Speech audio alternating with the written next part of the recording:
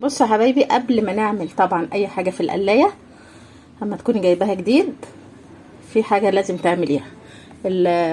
التيكت ده لازم يتشال علشان مع السخونيه بيعمل منظر مش حلو، وبيلزق على القلايه، ومنظر القلايه بيبقى ايه مش حلو. فلازم السخونيه اهي بتخليها منظرها ايه مش مستحب، وبتبقى لازقه وشكلها وحش. فلازم نشيله الاول بس عشان القلايه منظرها يفضل جميل. يلا بقى نعمل الفراخ. بصوا حبايبي، دي كان هنا لازقه ماسكه الباب، واخدين بالكم اهي.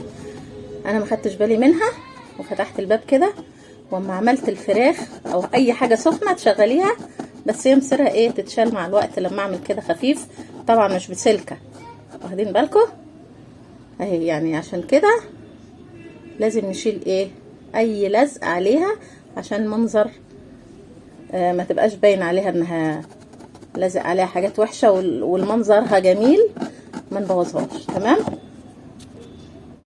هي هتبقى سهله انها تطلع، بس هتبقى متعبه عشان ما نخربش في الايه في القلايه. تمام يا حبايبي اهي، مش بسلكه ولا حاجه، بتطلع بس بصعوبه. تمام، يلا بقى نشوف ايه الفراخ. السلام عليكم ورحمه الله وبركاته. اهلا بيكم حبايبي في معلومه مفيده معانا. النهارده حبايبي جبنا فرخه وتبلناها وعملناها بالبقسماط بس مش بالبيض، واخدين بالكم. وطبعا تبلناها قبلها بيوم، وهنحطها في القلايه الهوائيه ونعلم على درجه الحراره الخاصه بالفراخ، ونشوفها التجربه هتنجح ولا لا. يلا بينا حبايبي. احنا دلوقتي حطيناها من غير زيت خالص، وممكن تعمليها رشه زيت، بس انا حطاها من غير زيت، نشوفها من غير زيت هتبقى ازاي. يلا بينا. يا حبايبي حطيناها في القلايه اهي، وهنقفل عليها كويس زي ما انتم شايفين كده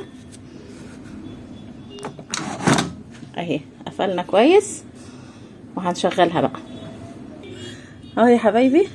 حطيناها في الفيشه، ندوس هنا ونشوف الفراخ اهي، علامه الفراخ اهي. دي هنعملها من هنا الاول اهو اهي. وصلت الفراخ، عملوا لنا 180 على درجه حراره 180 27 دقيقه. تمام، ندوس على الحراره كده وبعدين نشغلها.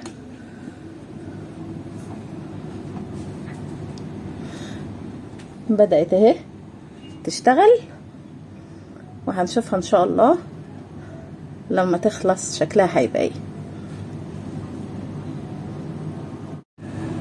كده حبايبي. القلايه شغاله اهي 16 دقيقه هما اللي فاضلين. والفراخ دايما بتبقى ايه لما تكون نيه غير لما تكون ايه نص سوا. يعني انت لما تكوني سلقاها وبتحمريها الفراخ بتديكي درجه حراره اقل، لكن لما يكون نيه خالص بتديكي درجه حراره كبيره. تمام يا حبايبي، يلا بقى نشوفها.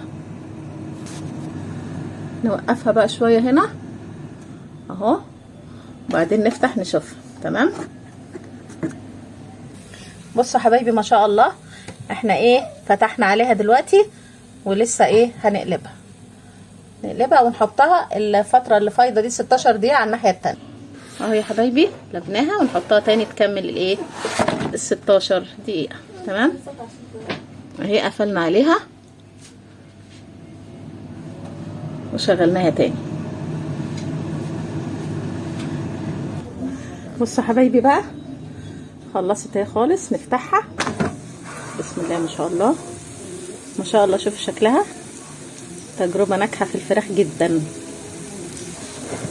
بصوا حبايبي منظرها جميل ازاي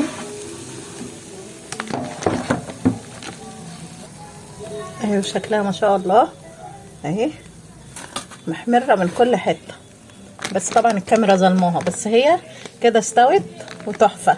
يعني تجربه الفراخ في القلايه الهوائيه ناجحه 100%. اتمنى تجربوها حبايبي.